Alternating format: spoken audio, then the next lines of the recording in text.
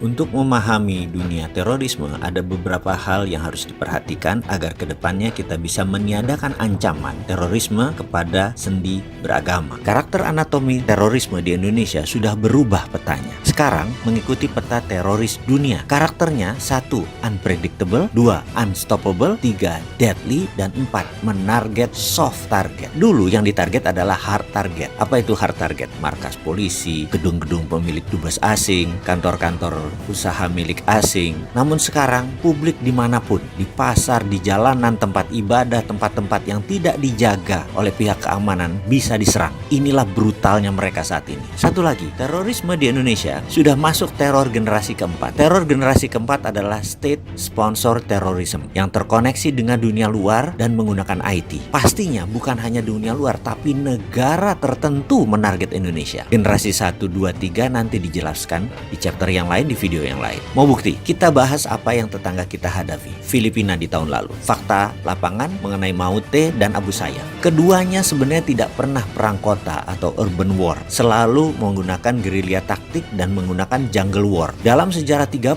tahun rebelnya mereka itu. Tahu-tahu Maute sekarang serang terbuka di kota Marawi. Urban war, perang kota. Lah kok bisa? Ada 1000 tentara yang mendadak melakukan perang kota. Dan semuanya pengalaman lagi. Apa yang terjadi? Ternyata ini semua tentara impor. Ini semua mercenaries, tentara bayaran. Ini semua private army. Cara perangnya modern, taktik perangnya modern, senjatanya modern. Inilah yang disebut perang generasi keempat. Berbasis IT, berbasis sosmed, dan disponsori oleh sebuah negara. Bahkan tentara Filipina yang pada saat itu di lapangan lebih dari 10.000 pasukan tidak bisa menguasai Marawi. Bahkan hingga detik ini. Casualties atau korban lebih banyak di pihak Filipina. Bahkan 15 pertama tentara Filipina yang mati semuanya di sniper.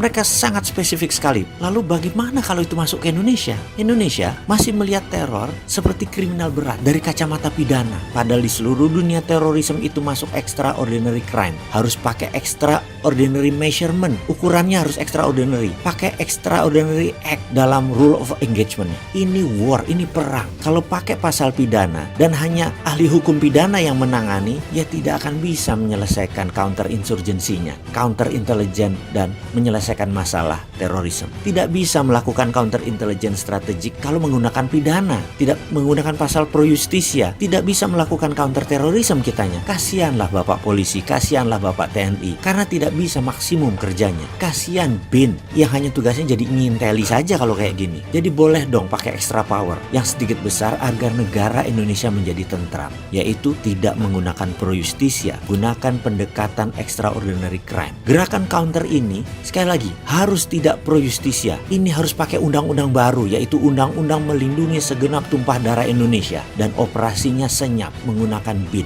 Intinya, seperangkat oli operasi lawan insurgensi sebenarnya sudah lengkap, rapi, terbungkus. BIN itu sudah siap, TNI, Polri itu sudah siap. Hanya undang-undang keamanan nasionalnya aja yang belum lahir mendukung mereka.